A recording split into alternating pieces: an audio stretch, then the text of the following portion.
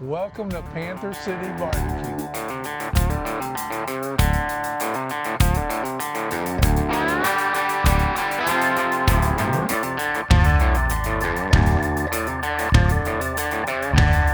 Let's talk about great barbecue and bragging rights. What item should they not miss? The brisket guisado. That's kind of similar to what we grew up on with our grandmas making it at the house. Right. We just change it up and use brisket instead of like a pot roast. And we put our spin to it, and I think that's what they should try. Like, that's kind of what we grew up on.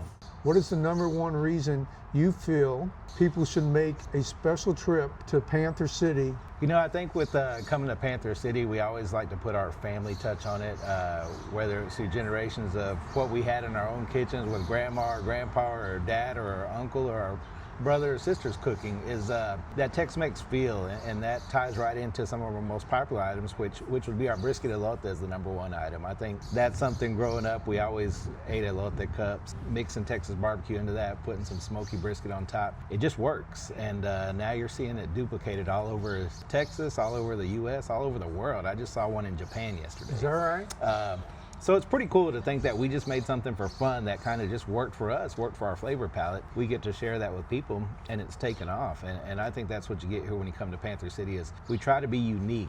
Somebody gave me a really good piece of advice one time. In fact, that guy sitting across from me and said, why try to duplicate my stuff when they can come eat it here? Why not find your own way and make your own special food? And that's what we do. We took that advice and ran with it, and I think that's what makes us unique to ourselves. Is there an edge that Panther City has that you think it's just one of those barbecue joints that people don't want to miss? The Tex-Mex flair. It's Part not that the traditional barbecue, so it's Sure, like what we grew up on, and with the twist of Texas barbecue. It's like I always tell folks, man, if you're going to Panther City, the barbecue's great, but don't miss the Tex-Mex dishes. It's something you won't get anywhere else.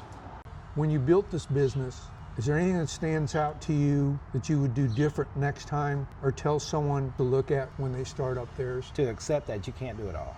You can't do it all yourself. And I think we grew the business by ourselves, not on purpose, just because we got so busy. Hey, Sure. I don't have the time, I don't have the money to go find somebody. Right. But there are people out there that are experts in that field, you know, and if our expertise is cooking, then we should do the cooking and kind of fan the responsibilities out to people that are experts in those fields. I think sometimes that can be a downfall for businesses. Just because you know how to cook good barbecue doesn't mean you can balance a checkbook and run payroll.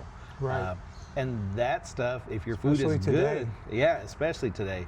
But if your food is good, that stuff's going to happen overnight and run you over. Right.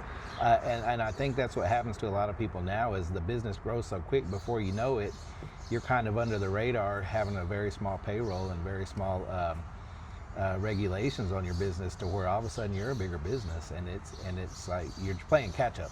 There's so much comes up that you don't plan for. Right.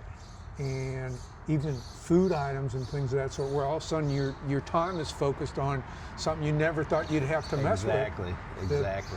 It evolves. Yes, and so I think, you know, having a community that you can reach out to and ask those important questions, because there's new tax regulations, there's new reporting regulations that change every single year, and all of a sudden they're hitting you with, hey, we need this report now. Sure. And you have to be ready, and so they're not going to wait on you. And so just being able to reach out to people and say, hey, am I doing this right? Because Right. I've never done it before. Right. And who better to get that from than someone that's been through it before? Right. Yeah. You don't realize when you're building a business, if you work in the corporate world or any other company, those policies and procedures were built over years. And so when you go into those companies, you're just following those. But building them from scratch and the ground up is a whole different ballgame. And I think that's where a lot of people get surprised, is that, hey, we don't have the structure, so we have to create it. And Great it point. can be